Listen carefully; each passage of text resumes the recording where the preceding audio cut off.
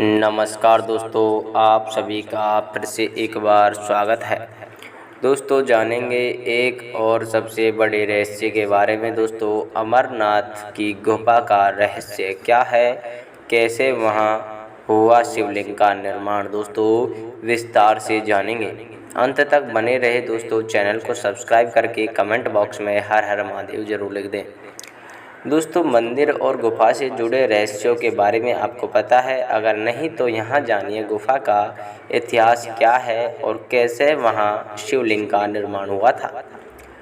दोस्तों हिमालय की गोदी में स्थित भगवान शिव समर्पित अमरनाथ का मंदिर हिंदुओं के सबसे प्रमुख तीर्थ स्थलों में से एक है। हर साल दूर दूर से यात्री बाबा बर्फानी के दर्शन करने के लिए यहाँ आते हैं और पहले से ही दोस्तों इसकी तैयारी शुरू हो जाती है। कहते हैं कि जिनको बाबा का बुलावा आता है वो ही यात्रा पर आ पाते हैं।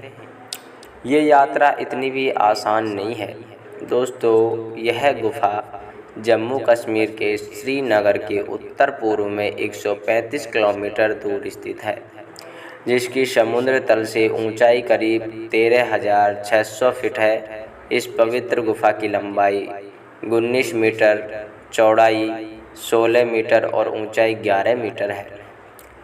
दोस्तों मान्यता है कि इस गुफा में भगवान शिव और माता पार्वती के अमृत्यु का महत्व छिपा है।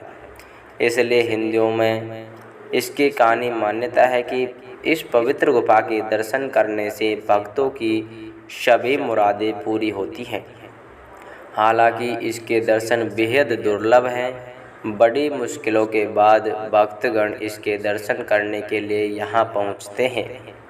इस पवित्र मंदिर का अपना एक ऐतिहासिक और पौराणिक महत्व है। इस गुफा में जो शिवलिंग है वो पूरे साल बर्फ़ से ढका रहता है, इसलिए भोले को बाबा बर्फानी या हिमानी शिवलिंग कहते हैं। इस पवित्र हिमलिंग के दर्शन करने दूर दूर से भक्तजन यहाँ पहुँचते हैं। दोस्तों इस पवित्र हिमलिंग के दर्शन करने दूर दूर से भक्तजन यहाँ पहुँचते हैं।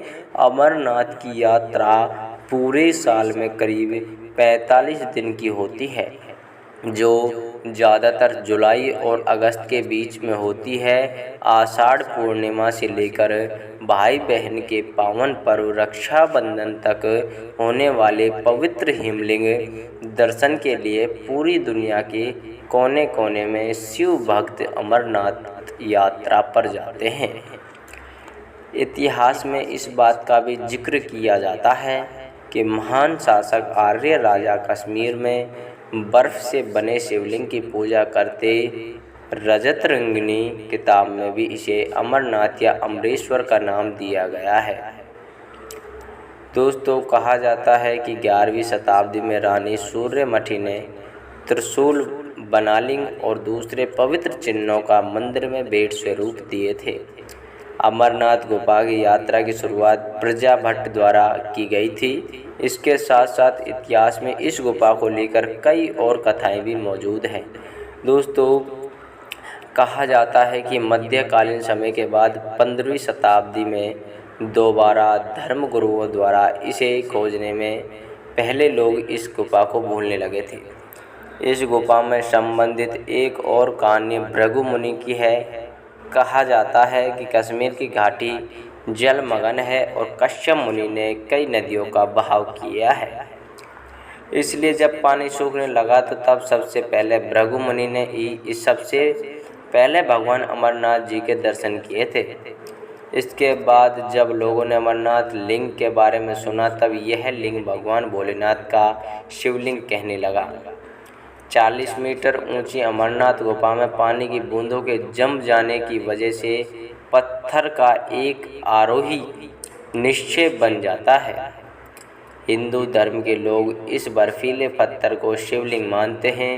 यह गुफा मई से अगस्त तक मोम की बनी हुई होती है, क्योंकि उस समय हिमालय का बर्फ़ पिघलकर इस गुफा पर आकर जमने लगता है और शिवलिंग का आकार ले लेता है। कहा जाता है कि सूर्य और चंद्रमा के उगने और अस्त होने के समय में अनुसार इस लिंग का आकार भी कम हो जाता है, और लेकिन इस बात का कोई वैज्ञानिक सबूत नहीं है। हिंदू मान्यताओं के अनुसार यह वही गुफा है जहां भगवान शिव ने माता पार्वती को जीवन के महत्व के बारे में समझाया था।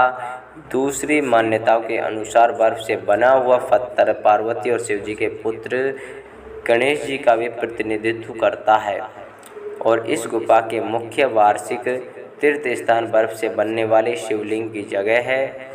दोस्तों, इस तरह इसका संपूर्ण रहस्य। दोस्तों, चैनल को सब्सक्राइब करके कमेंट बॉक्स में हर हर महादेव जरूर लिख दें। धन्यवाद।